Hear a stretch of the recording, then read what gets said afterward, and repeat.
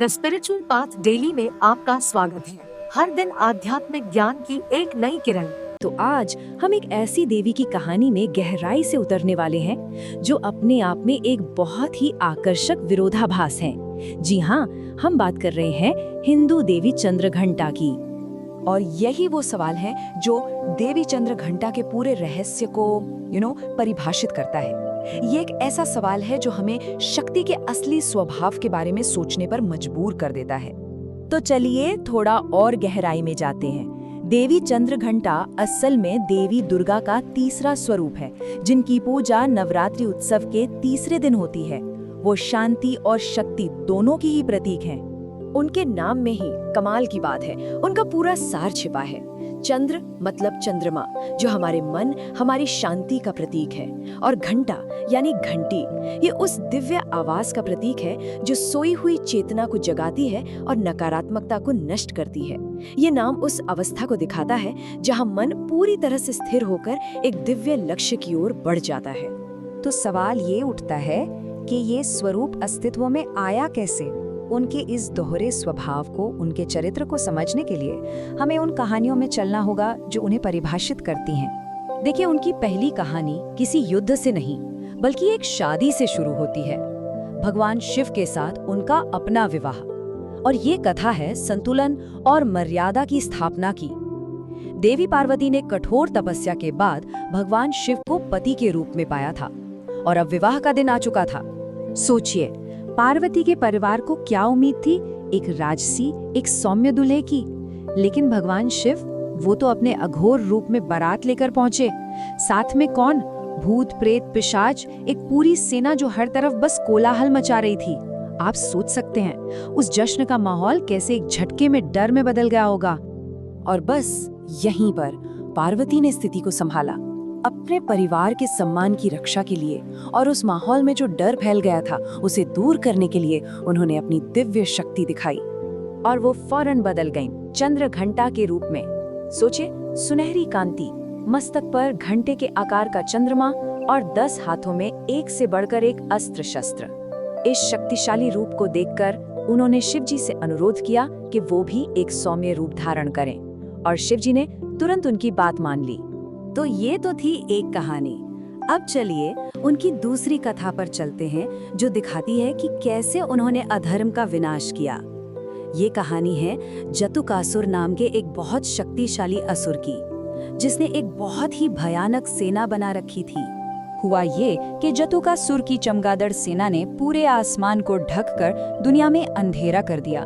जब सारे देवता असहाय हो गए, तब पार्वती ने एक बार फिर चंद्रघंटा का रूप धारण किया, और फिर उनके घंटे की वो गगनभेदी आवाज, उस आवाज ने पूरी चमगादड़ सेना को मानो बेबस कर दिया। और फिर उन्होंने अपने त्रिशूल से जतुकासुर का वध किया और दुनिया में प्रकाश वापस ले आईं। ये कहानियां तो वाकई कमाल की हैं, है ना?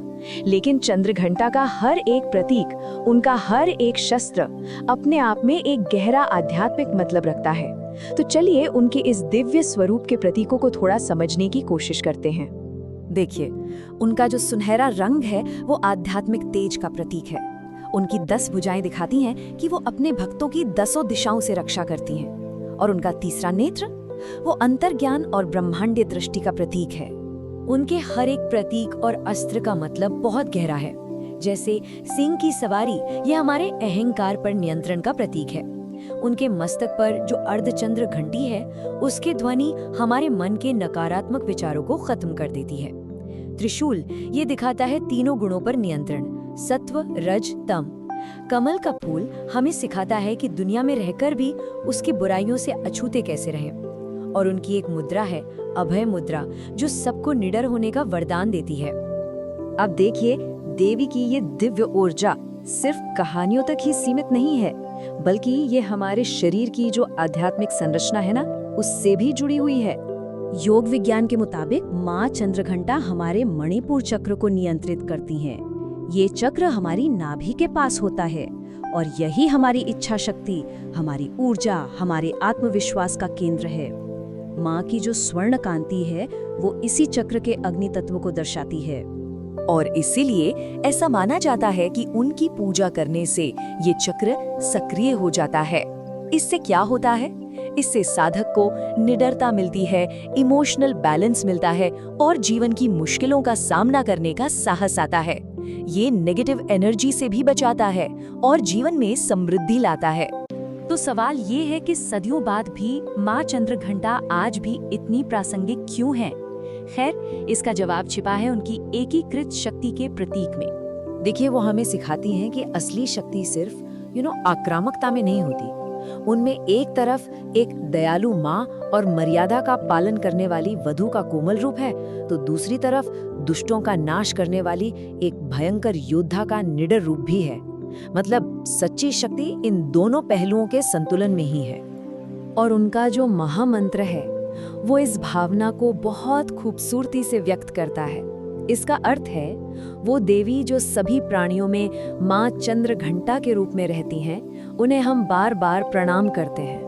तो आखिर में माँ चंद्रघंटा का सबसे बड़ा संदेश यही है कि सच्ची शक्ति अपनी कोमलता और अपनी उग्रता दोनों को अपनाने में है। ये हमारी शांति और हमारी शक्ति को एक साथ लाने के बारे में है। और ये हमें एक बहुत ही गहरे सवाल के साथ छोड़ जाता है। हम सब अपने जीवन में अपनी शांति और अपनी शक्ति को बेहतर तरीके से संतुलित कहाँ कर सकते हैं? ये एक ऐसा सवाल है जिसमें हम सभी को सोचना चाहिए। द स्पिरिचुअल पाथ डेली पर हमें देखने के लिए धन्यवाद। कृपया लाइक करें, शेयर करें और सब्सक्राइब करें।